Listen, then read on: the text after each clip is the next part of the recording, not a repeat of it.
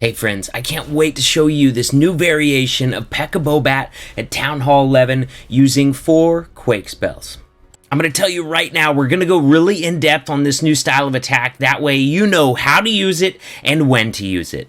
Check out the army composition on the bottom of this screen. It's a very standard PEKKA BOBAT, just using 4 Quake spells. That only leaves room for 1 rage, but the Quake spells are going to take place of any jumps that might have been needed. So we're going to press play on this bad boy, and then right after we're done watching this attack, I'm going to go over exactly why I chose this army and why it worked so well for this particular base. So we got a few loons up there trying to get that cannon and gold mine that are touching the cannon taken out, and we get that accomplished. Now I've got 1 bowler over on that side to nail down the rest of that funnel, but it's far enough away I don't really have to wait on that bowler bounce to get the rest of this in. Right now I'm just waiting on this king to get his side of the funnel nailed in. There we go. Now Pekka's starting on that side, so they kind of meet in the middle, or maybe even on the left. That way they're staying really far away from this Tesla over here that might otherwise draw them around the base instead of in the base. Notice I got the Pekkas down before the wall wrecker. That way the wall wrecker makes it in there as far as possible, and then I dropped the healers on the Pekkas pretty soon, but I tried to keep them as far away from this air defense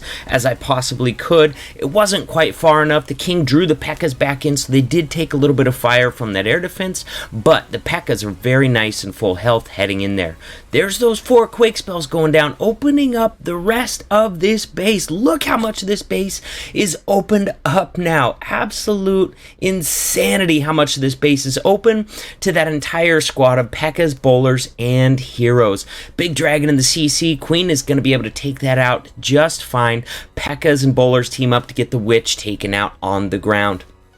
Here we go, going into the rest of this base. Now we're already seeing we've only got 2 wizard towers left in the base at this point, so bats come in up top, right up there, and Pekkas are taking out one of those wizard towers right now. Pekka's taking all 4 of those X-bows, while Queen is going to be able to reach over the wall with her ability and get a bunch of those X-bows taken out. That many X-bows together can really slow down a group of bats. It might not be splash damage, but they have really high hit points, so they stay up. The bats stay stuck on them for a long time. They can do a lot of damage. Look at this, 2 free spells, not even needed. I threw one down on that archer tower just to be on the safe side, because it didn't look like I had that many bats left, but honestly, that wasn't needed either. I'm going to be able to swag that last free spell right on that enemy clan castle. And after that, all we got is a little bit of cleanup. So now let's look at this base again, and I'm going to show you, this is the most important part, not the attack going down, but why I chose it, why it worked so well for the 3-star.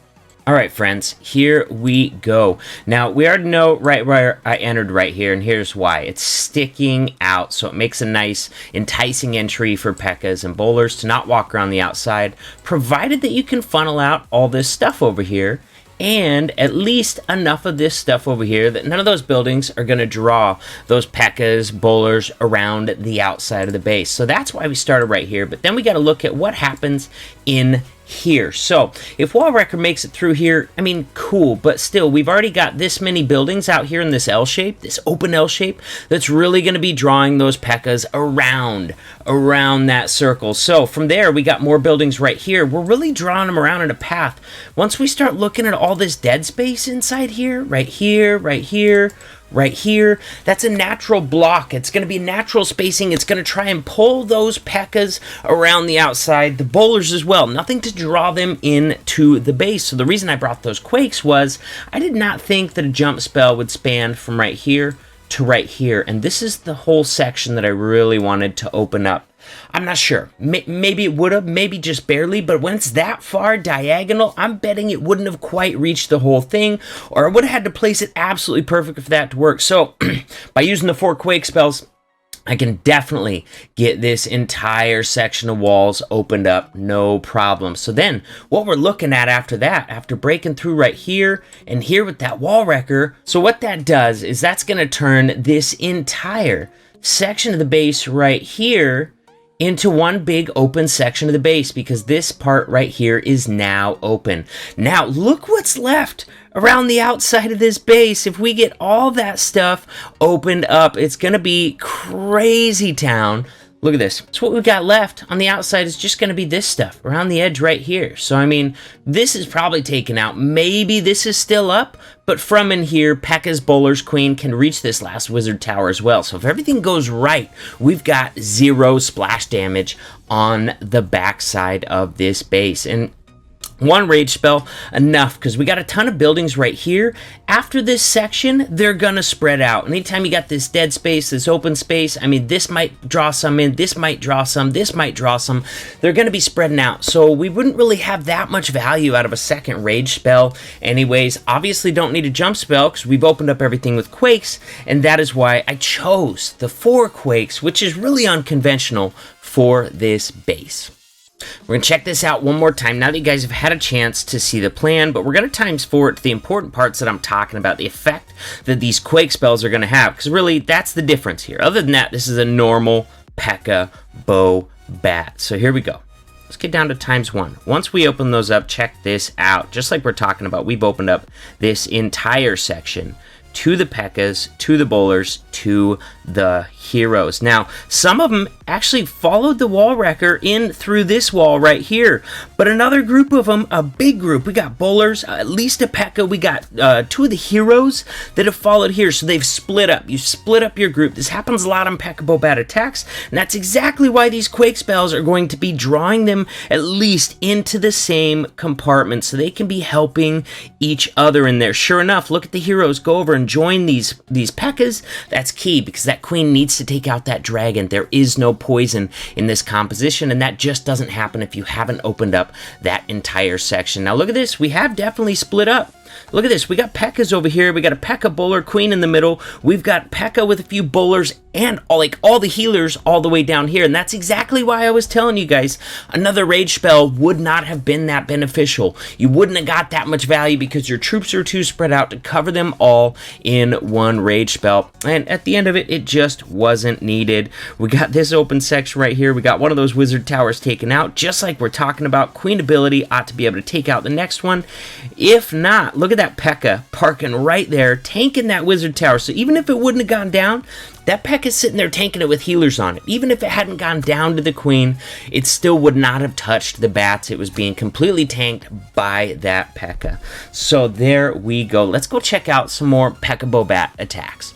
Next up, guys, we're going to check out a regular Pekka Bobat with a jump spell, and check this out. We got some similarities. He's going to be entering right up here. You notice how this section is sticking out a little bit, just like the section I entered on. That's not an accident. Those are nice sections to start on Pekka Bobat. Now, he's going to rely on his wall wrecker to get through the first and second layer walls, and then after that, he's going to place a jump spell across this area right here, which opens up all these wizard towers right here, not quite 100% open, but open to where you can stand right next to him. The Pekkas can tank him, the bowlers can take him out, the queen can take him out.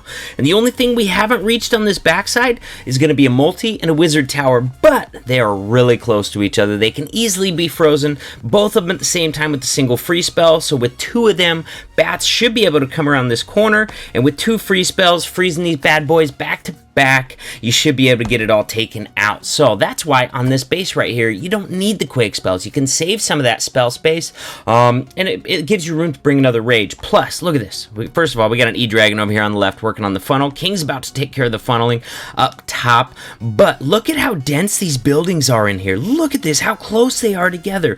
That's the areas where you're really going to get a lot of value out of raging up that kill squad, or that whole army in this case, because once you rage up those bowlers and there's that many buildings that close, you're going to get a ton of value. The Pekkas are going to bust through walls faster. The raged up bowlers are going to get those double bowler bounces, getting the base of this, the core of this base hollowed out nice and quick. So here we go. Here goes that wall wrecker. Once again, we had some Pekkas down first, and because of that, that wall wrecker has barely been touched, even if touched at all. Wall wrecker's already done its job, and it's actually got more than enough life at this point. At this point right here, I would pop this wall wrecker because I don't want it to bust out of the base and start going around. I want that all those Pekkas, bowlers, and heroes to stay inside the base. So if I'm attacking this base, I'm popping that wall wrecker right there before it draws stuff out of the base. But then again, all those buildings are already gone, so it might not matter.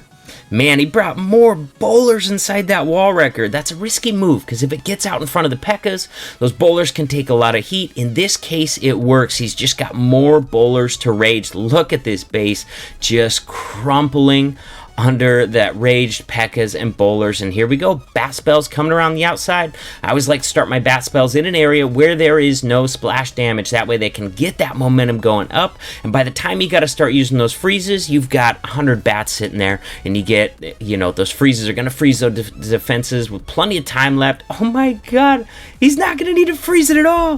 Do you see that? All the P.E.K.K.A.s, Giants, bowlers, and healers were tanking the multi. We had an ice golem on the backside tanking the wizard, but look at that, wizard's actually getting a shot off on those bats right now, so some of that pack gonna disappear.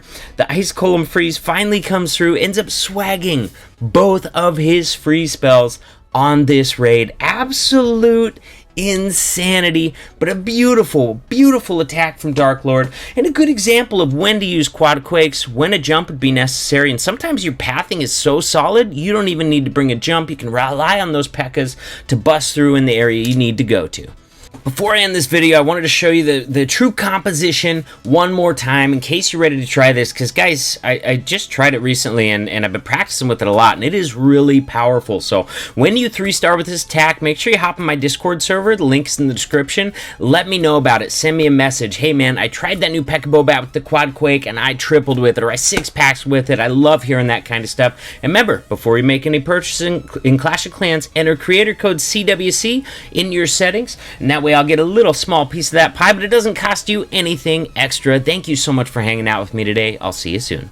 Now, I gotta tell you, I appreciate every single one of my viewers, but you who hang in until the very end of the video, you are my favorite. If you have not subscribed to the channel yet, click right above my head and subscribe right there. And guys, check out the 2 awesome videos right on either side of me. Click on one of those and we can keep hanging out.